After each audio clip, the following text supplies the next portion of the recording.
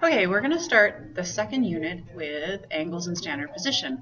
This whole unit will be about trigonometry, but we first have to talk about what angles mean when we put them on an XY grid. So that's what we're going to start with. We're going to start with putting angles on an XY grid and defining them that way. Okay, so first of all, we're going to talk, these are our goals for this unit. We're going to talk about what it is an angle in standard position, what are these terms, the initial arm, the terminal arm, what is a quadrant, what is the reference angle. We're going to come to all of these definitions. Seems like a lot of terminology, but once we get it all out of the way, you'll see it'll be easy. So, first, what is an angle in standard position? Okay, so these here are angles that are not in standard position, and the ones down at the bottom are angles in standard position. So you might notice a few things about the angles that are not in standard position and in standard position. The one thing you should notice about the angles in standard position is they all start at the middle. They all start at the origin or the middle of the XY. So this is our XY grid, and all of the standard positions don't. Notice that this one does start in the middle, but it's not in standard position because this arm isn't on the x-axis. Okay? For standard position, all of them must be on the x-axis. All of this must start on the x-axis and then follow an angle around and end somewhere else. Okay, so that you'll notice that's the same with all three of these. None of these are like that. Okay, so this is not standard position, this is standard position. We're going to solidify that in the next slide. Okay, before we actually talk about angles in standard position, let's actually just look at the XY grid and see where everything is. So if this is X and this is Y, if I start at the X, that's what it says I have to do. If I go to here, that would be 90 degrees. Okay? If I go to here, that's 180 degrees. And then so forth, this is 270, and then all the way around would be 360 degrees. So you get the idea. Each quadrant or each piece of the puzzle, each piece of this is a different set of angles. Okay? So if we want to draw angles in standard position, let's show some examples. So for the examples here, so say we want to draw these three angles in standard position. Okay? So let's start. So each of them has to start at 0, and then it has to go this way on the x-axis. So each of them starts that way. Okay? All of them, all angles in standard position will start with this initial arm. Okay? Now, 290 degrees will be all the way around and ending over here somewhere. Now, it doesn't have to be exact, but this is 290 degrees, all the way around and ending over here. Okay, 130, well, it's bigger than 90, but less than 180, so it's going to be right there. There it is. That's the angle 130. Now, if you want to do 325, well, 325, it's all the way around and down here, because this is 270 right there, so it's got to be past there, so it's all the way around like that. That would be 325 degrees. So that's how you draw those ones. Okay, now on the next slide I'm going to give you some more examples, and I want you to try them first before I show you them. Okay, so I want you to try these ones on your own. Now, here we're going to start with 195. I want you to try them before you actually watch what I've done. So again, we start at the beginning, and this thing is going to be all the way around here. So it's going to be down here somewhere. I'm not looking for these angles to be exact, just that they're roughly in the right area. So that's 195. 110, it starts here and it goes around to about there, so that's 110. And 65, well, 65 is less than 90, so it's going to be in here somewhere. Okay, 65 degrees. Okay, now we're going to actually just write the general formula for angles in standard position. So here's the picture of an angle in standard position. This is on the x-axis and the end is out somewhere. So here's the angle right there. We call this here the initial arm. Okay, the initial arm. So if you look there, the arm of the angle in standard position that lies on the x-axis. So this is x, and there it is, it lies on x-axis. This is called the terminal arm, or the end. So the arm of the angle in standard position that meets the initial arm at the origins and forms an angle. Okay, to form an angle. So it meets it at the middle and it goes out.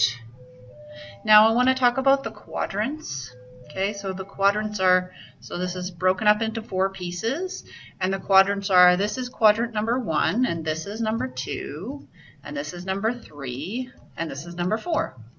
And that's how we label them. Okay, so if you're looking at this angle, then that is an angle in standard position in quadrant 1. Okay, and if you go all the way around, that would be an angle in standard position in quadrant 3. So we're going to use the quadrants, to describe angles. So here's an example. Draw the following angles in standard position and state which quadrant the terminal arm lies in. So here again, this is more just drawing the angle. So this one, it starts at 0. It's 36, which is less than 90, so it's going to be in here. So this is the angle, and it's in quadrant 1. Okay, 210, again, starts here. This all the way to here is 180, so it's got to be bigger than that. But it's less than 270, which is here. So it's got to be, oh, there's that, and 210 is about there. So this is in quadrant, this is 1, again, this is 2, this is 3, and this is 4. So this one is in quadrant 3, and this one's in quadrant 1. Try this one on your own, and then I will draw it.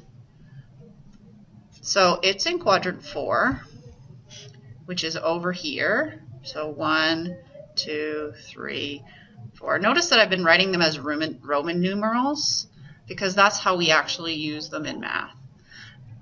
So to draw this, we draw the terminal arm here, or the initial arm here. The initial arm starts on the x-axis, and the terminal arm is going to be in this axis, in this quadrant. So there's the angle 315. Now remember, I just talked about it being roughly equal to those angles. They don't have to be exact. I'm just looking that you get that they're in the right spot. Now I've got 3 more for you to try on your own, and then you can check your answers. So I'd really like you to pause now and you can check your answers. So here we go. And I will do them right now, but you stop it. So here's this one, and it's 150, which is less than 180, so there it is. And that's in quadrant 2. This one is 45 degrees, which starts here, goes up to there, and it's in quadrant 1. 240 starts here. Again, it's less than 270, which is down here, but more than 180, so it's going to be there. And there it is, it's in quadrant 3. Okay, now we've talked about, so far, we go back to the beginning, we've talked about what it means for the angle to be in standard position. We've talked about what it means to be in standard position. We talked about the initial arm, that's on the x-axis. The terminal arm is the end, or where it forms the angle. We talked about the quadrants. So the last thing we need to talk about is what is a reference angle. Okay? Okay, we're going to talk about the reference angle. So here's the actual definition, and we'll explain the definition because it's a bit complicated at first.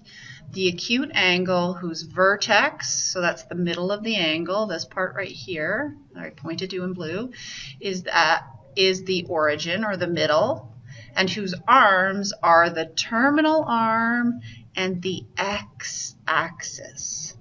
Okay, so that's not always going to be the case. So for example, if I look at this angle here, this is 230 degrees. This is the angle in standard position drawn. Now the reference angle is this little part in here. Okay, it's the angle that's formed. It's an angle that's less than 90 or acute, that's formed between the terminal arm, which is the end, and the x-axis. So this is the angle. So in this case, I need to take away this from 230. So it's 230 minus 180 gives you the reference angle. So in this case, it would be 50 degrees. Now, if you feel ready, you can start the next one on your own, but if not, I'll show you the next one, and I do have some more examples on the next slide. So here we are. Here's the angle. Here's the angle in standard position. It's 160 degrees. So to find the reference angle, we need it to be the angle between the terminal arm or the end and the x-axis. There's the x-axis there. Okay, so it's going to be right in there. Now you know that this whole angle, all the way from here to there, is 180. So to find this little piece in here, it's 180 minus 160. So that would be 20 degrees. Again, if you feel ready now, it's a good opportunity for you to try with 200 degrees. Okay? Now, again, here's the angle in standard position all the way from there down to there. So the reference angle is the angle between the x-axis and the terminal arm. So wherever the closest x-axis is. Okay, so for example, that would be in here. And this is going to be 200 minus 180 again, because I've got to take away this piece of it. And that would be 20 degrees. Notice that this and this have the same reference angle. That is going to be important when we do this later and we look at these. So I want you to try some on your own now, and then I will show you the solutions in a second. So pause the video and you can try to determine the reference angle for the following angles and determine what quadrants they lie in. Okay, so first of all, you have to figure out where the angle is and what quadrant it's in, and then you have to calculate it. Okay, so here's the first one. It's 120 degrees. So I'm going to draw the angle in standard position first. So that's here, and 180 is over here. So I'm going to go less than that. That's there. So there's the angle in standard position. I need to find the reference angle, which is the angle between the terminal arm or the end and the x-axis, which is right there. Okay, so that means this whole thing is 180. I need to find this little piece right here, so I'm going to take 180 and minus 120, which is 60 degrees.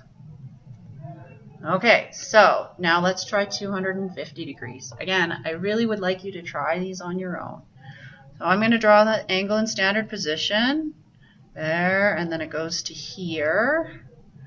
And so if I look at this, then let's see if I can, nope, I'm going to erase that. I'll just put an arrow there so that it goes along the top. Okay, so there's the angle in standard position. If I go, there it is.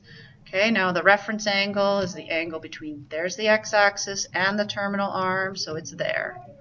So now this is going to be, I need to take away the 180 here to find out what this little piece is. So it's 250 minus 180, which is equal to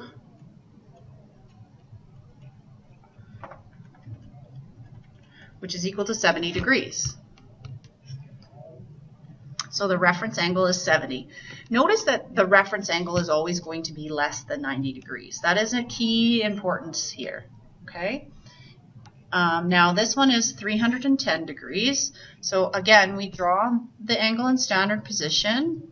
That's there, and then it goes all the way to there. And my angle didn't quite meet at the origin, so I'm just going to move it a little bit.